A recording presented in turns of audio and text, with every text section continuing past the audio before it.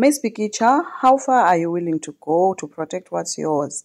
Okanye awunangxaki yokunika uhlathi izinto zakho?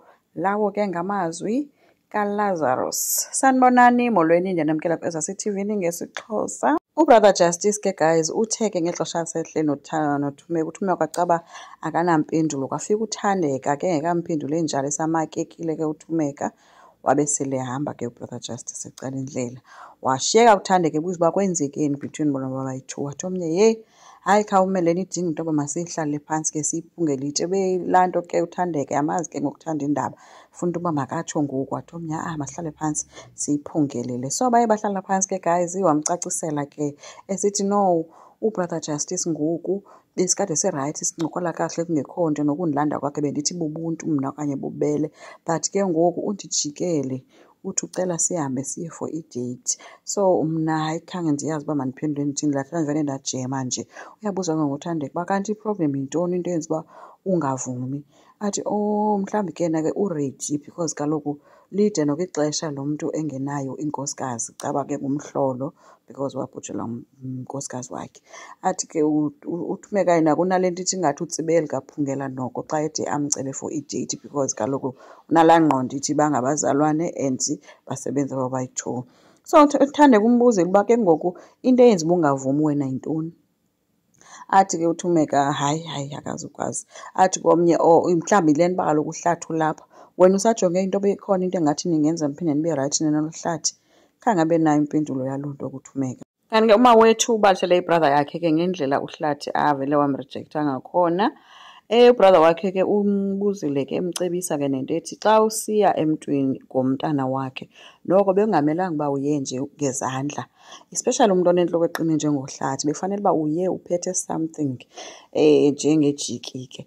Hayi ke uthi ke ngoku ke xa sembuza futhi njengoba ubhizi ngokuya kuhlathi ngoqhawe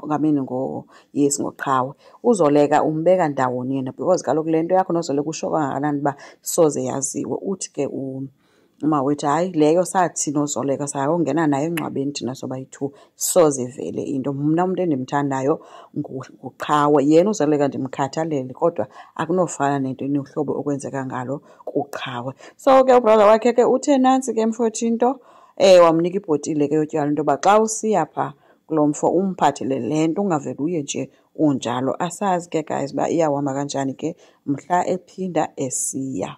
Kusekuseni ke uThumeka ulinde ubrother Justice njengesiqhelo ke bethuna uhleli ke uthe esalindile ke njalo kwacanda uba akade afike kulikamva besebuza uba hayibo mama uziba late.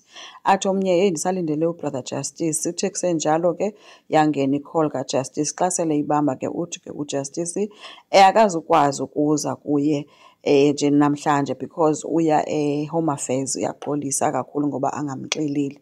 Abe sesithi komnye okay nowakho ngxaki but ubonakele ke phoxekile uThumeka because ngexesha bebamba icall ebencume bonakala into yoba uyoyonwabela into yakhe noJustice. So uyaphoxeka abe sesithi ke uhlathi kuba naye xa buvile apha efowunini into yoba hayibo umete makazwama lathi ke ndicela ukukuhambisa. Abe semphoxa bheke kuyosana uThumeka athi hlathi nayo imoto yam ndizawuzihambela. Ulikamva ke nosithi hayibo mama mna ke ngizohamba kanjani uThumeka kuvele wamshashalaza ke ngoba kunabo into ethi awunamoto kaloku wena bukhwela iteksi xa ngabe imoto nizoyithatha. Waphuma ke wabashiya kanjalo. Uzoleka yena uncokoleke noLazarus babonakala bencokola emsebenzini. uLazarus ke uthi ke mabangathethi ngento zabo namhlanje into engabo makuthethwe ngale yakhe nohlathi into le divorce yakhe. So uyacacisa kuzoleka ngayo ke uba sehambe wathi umaphi na umagqwetha wafunileyo ngawaphi but wonke amagqwetha amxelela into yoba u-50% wento yakhe wonke uzoya kuhlathi. So uLazarus uyambuza ke ngoku into yoba wena ke ufuna into oyifunayo nawe uyafuna ukwenza loo nto awunokwenza ayikho into onoyenza noba yintoni na ezakwenza into yoba into yakho iphelele kuwe okanye sizame ukuhayida izinto like umzi siwutshintshe besegameni lomnye umntu, iimoto zakho zonke into zakho zifihlwe nje. So uzoleka ke besithi ivakala ingathi ke noko le nto ayikho semthethweni. Wathi komnye wena uyafuna na ukwenza noba yintoni ukuze izinto zakho uhlathi angazifumani.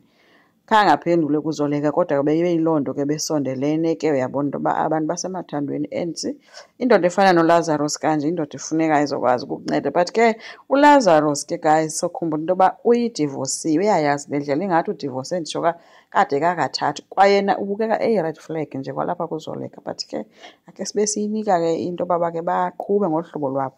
UBrother Justice ke ufikile emsebenzini ke efikela kuThumza oze kuye sele ezocela ke uxolo ngendlela ke areacthe ngayo kwisicelo sakhe esithi yena obothukile yile nto ngoba nje uyaqala ukhe kuze kuye umntu uthe ngiyagqiba besithi ke uJustice kungenzeka into yoba kungenxa kaHlathi na wathi omnye no Hlathi mna naye akho nto siyenzayo siyahlala qha sobayi-2 endlini nabantwana.